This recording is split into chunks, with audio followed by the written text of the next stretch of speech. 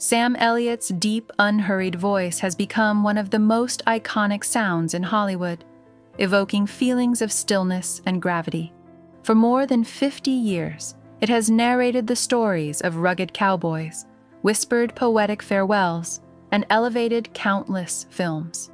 Yet, this legendary voice and the figure behind it almost never existed in the way we know it. For nearly 2 decades, Sam Elliott was Hollywood's nearly man. Auditions came and went, and despite his unmistakable presence, he was often passed over. But rather than fading into obscurity, Elliott's career was built slowly, a process akin to the formation of canyons, shaped by time, patience, and a quiet refusal to disappear. His path to recognition wasn't fast or glamorous, but it was steadfast. Behind the iconic mustache and gravelly voice lies a man whose personal journey would make even the most fantastical Hollywood script seem modest by comparison. The wound that shaped him.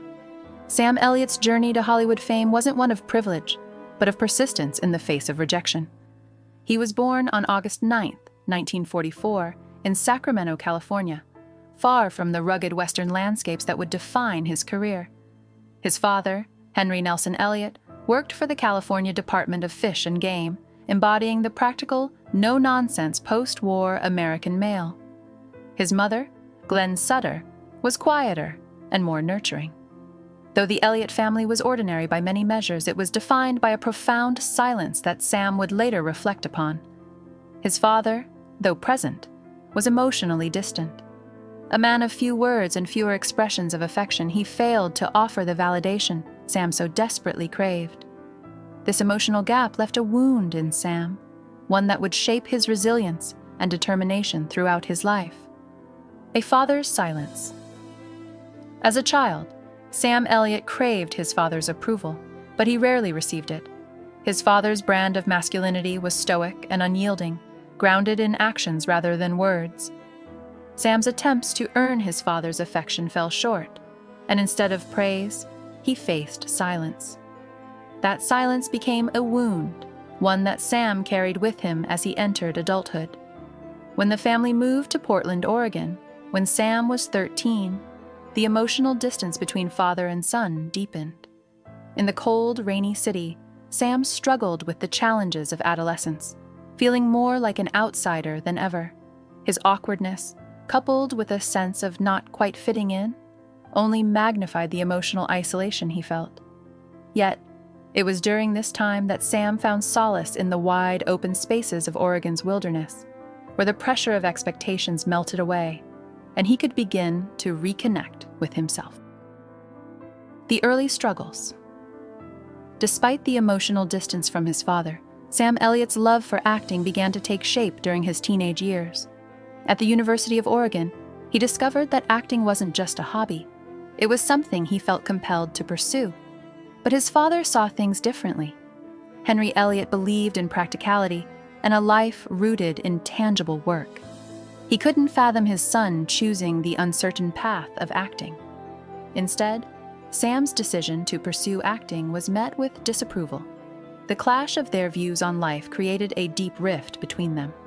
Sam tried to find a compromise, briefly studying at Clark College and working odd jobs, including as a land surveyor, but the pull of acting was undeniable.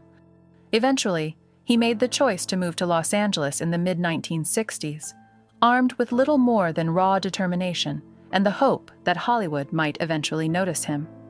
The wilderness of Hollywood, however, did not immediately welcome Sam Elliott. In the late 1960s, he found himself struggling for recognition. The industry had a specific mold for its leading men, and Sam Elliott didn't fit it. He was too quiet for comedy and too intense for light drama. He was unconventional in an era that favored a different kind of hero, one who was self-aware and emotionally conflicted. Sam began to take any work he could find: bit parts, background roles, and commercials. The work wasn't glamorous, but it kept him afloat. Yet, even in those early days, he showed the resilience that would later define his career. Every role, no matter how small, was approached with the seriousness and commitment that he had developed over years of personal struggle. Small roles, big talent. During the late 1960s and early 1970s, Sam Elliott found work in television, with guest spots on shows like Lancer, Gunsmoke, Mission Impossible, and the FBI. These roles kept him employed but never elevated him beyond the realm of a reliable character actor. He appeared in countless episodes, delivering solid performances that went largely unnoticed by audiences. For Sam, these years were defined not by moments of success, but by survival. He fought to stay in the industry despite the constant rejections and the industry's failure to recognize his true potential. Hollywood didn't know where to place him, and Sam knew this. The more he showed up, the more he became convinced that the industry's inability to categorize him was part of the reason his career wasn't taking off. The mustache and the voice. By the mid-1970s, Sam Elliott's signature look began to take shape. His thick mustache and deep voice became key elements of his public persona, but at the time, they weren't the icons they would later become. His rugged appearance and timeless voice set him apart from other actors, but they also made him a misfit in an industry that was obsessed with contemporary trends. Sam Elliott didn't fit into the mold Hollywood had constructed for leading men. His voice didn't belong to any particular decade, and his presence on screen seemed to defy the standards of what was popular. Hollywood didn't know how to handle him, and it took years for the world to recognize what had been standing in front of them all along. The breakthrough role. In 1976, Sam Elliott landed his first leading role in Lifeguard, a modest film that didn't make him a star, but marked a significant milestone in his career. In the film, Sam played Rick Carlson, a lifeguard nearing middle age who is confronted with the realization that his life hasn't turned out the way he had imagined. The role resonated with Sam, as it mirrored his own sense of being stuck in a holding pattern, unsure of what the future held.